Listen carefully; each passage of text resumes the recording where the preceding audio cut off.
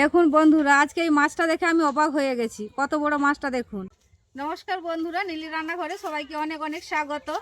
বন্ধুরা দেখুন, আজকে একটা সামুদ্রিক বাটা মাছ নিয়েছি। দেখুন কত বড়। আমি প্রথম দেখলাম এত বড় বাটা মাছ। আজকে এই বাটা মাছেরই সুস্বাদু একটি রেসিপি বানাচ্ছি। আপনারা পুরো ভিডিওটি দেখতে থাকুন। প্রথমে আমি বাটা মাছটা খুব ভালো করে কেটে ধুয়ে রেডি করে নেব।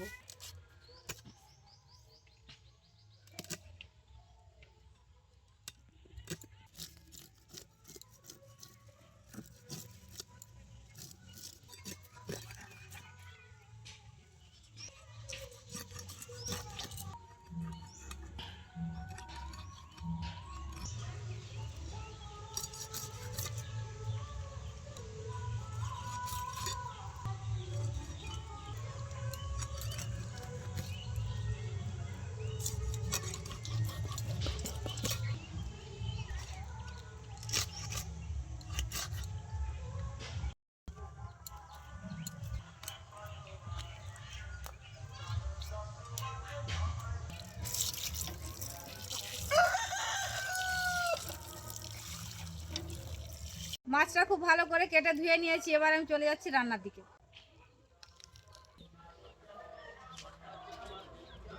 এবারে আমি মাছটার মধ্যে নুন হলুদ খুব ভালো করে মাখিয়ে নেব। দিয়ে দিচ্ছি নুন, দিয়ে দিচ্ছি হলুদ গুঁড়ো পরিমাণ মতো। মাছের মধ্যে নুন হলুদ খুব ভালো করে মাখিয়ে নিয়েছি। এবারে মাছ ভাজার জন্য আমি কড়াইয়ের মধ্যে দিয়ে দিচ্ছি সরিষার তেল পরিমাণ মতো।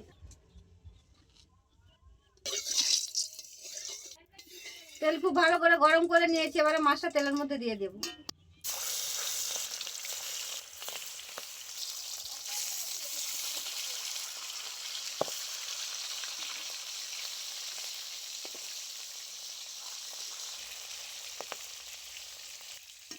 মাছটা খুব ভালো করে এপিট ওপিট করে ভেজে নিয়েছি। এবার তুলে নেব।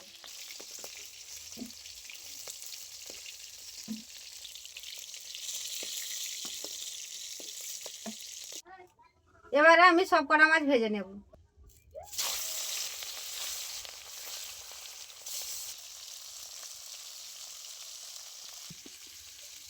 সব কটা মাছ খুব ভালো করে ভেজে নিয়েছি। এবার আমি তুলে নেব।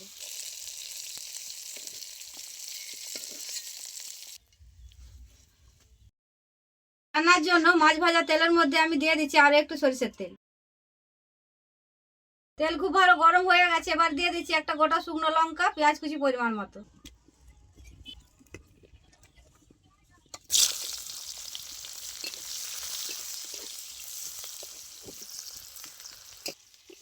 পেঁয়াজটা খুব ভালো করে লাল লাল করে ভেজে নিয়েছি। এবার আমি দিয়ে দিচ্ছি আদা রসুন বাটা পরিমাণ মতো।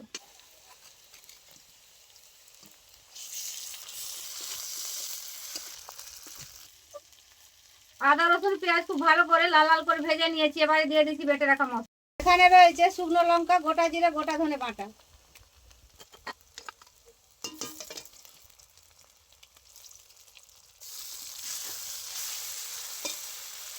দিয়ে দিচ্ছি অল্প মশলা মাখা জল। এবারে দিয়ে দিচ্ছি পরিমাণ মতো হলুদ গুঁড়ো।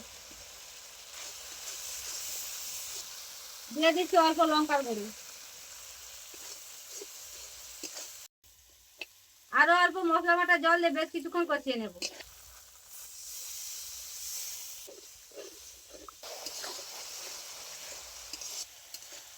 মশলা খুব ভালো করে কষিয়ে নিয়েছি। এবার এই পরিমাণ মতো জল দিয়ে দিচ্ছি।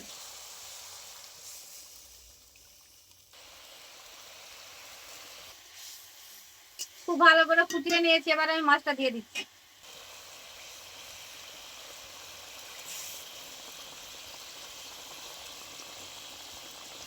এবার আমি দিয়ে দিচ্ছি স্বাদ মতো নুন।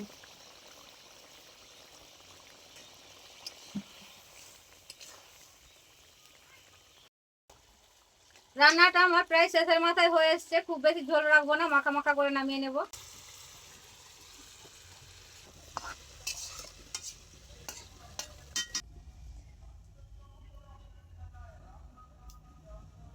বন্ধুরা, আশা করছি আজকের এই রেসিপি আপনাদের কাছে ভালো লেগেছে। যদি ভালো লাগে অবশ্যই লাইক কমেন্ট করবেন এবং আমার পাশে থাকবেন। এবং আপনারা ভালো থাকবেন। দেখা হচ্ছে অন্য কোনো রেসিপিতে।